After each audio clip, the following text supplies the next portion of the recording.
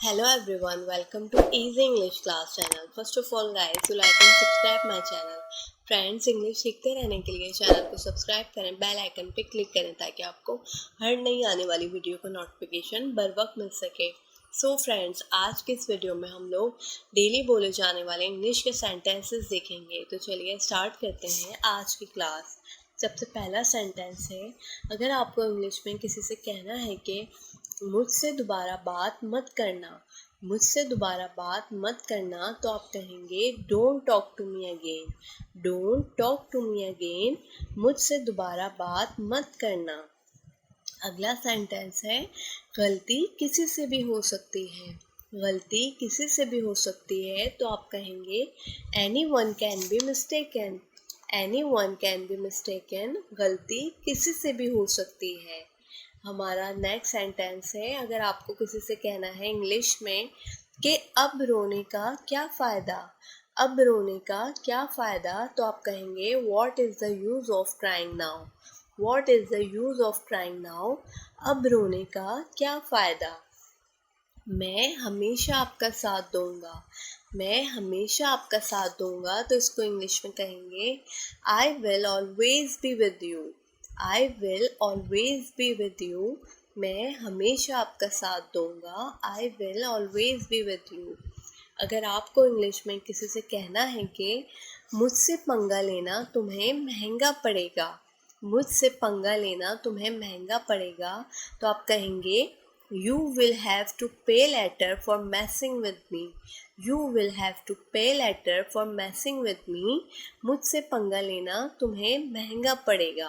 बर्दाश्त की भी एक हद होती है, तो आप कहेंगे this is a limit to tolerate, बर्दाश्त की भी एक हद होती है, this is a limit to tolerate. अगर आपको किसी से कहना है कि मुझसे पंगा मत लो, मुझसे पंगा मत लो, तो आप कहेंगे don't mess with me, don't mess with me, मुझसे पंगा मत लो। अगर आपको कहना है कि सारी मुसीबतों की जड़ तुम हो, सारी मुसीबतों की जड़ तुम हो, तो आप कहेंगे you are the root of all the trouble, you are the root of all the trouble, सारी मुसीबतों की जड़ तुम हो। हमारा नेक्स्ट सेंटेंस है, अगर आपको किसी को कहना है इंग्लिश में कि तुम्हारे दिमाग में क्या चल रहा है, तुम्हारे दिमाग में क्या चल रहा है, तो आप कहेंगे what's going on in your mind, what's going on in your mind, तुम्हारे दिमाग में क्या चल रहा है।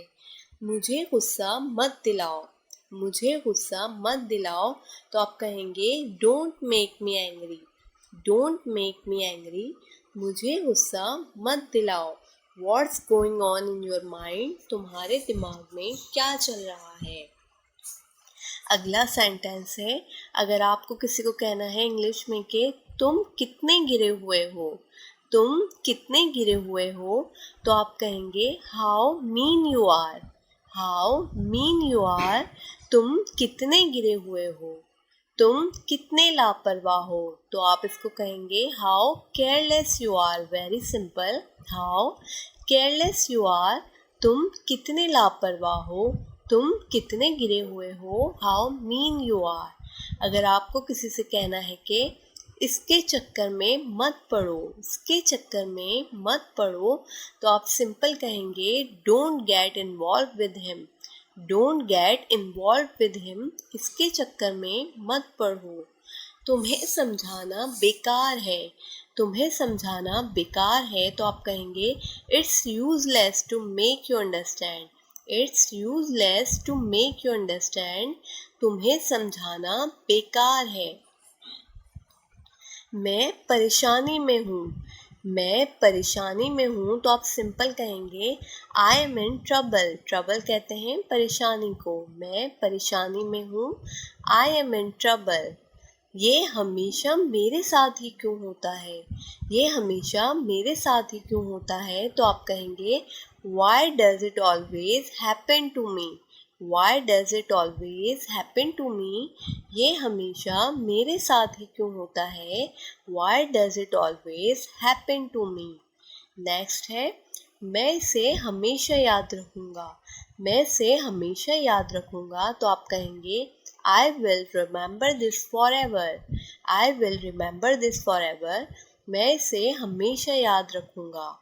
नेक्स्ट है, अगर आपको कहना है कि ये मेरे काबू से बाहर है, ये मेरे काबू से बाहर है, तो आप कहेंगे this is out of my control. ये मेरे काबू से बाहर है। This is out of my control.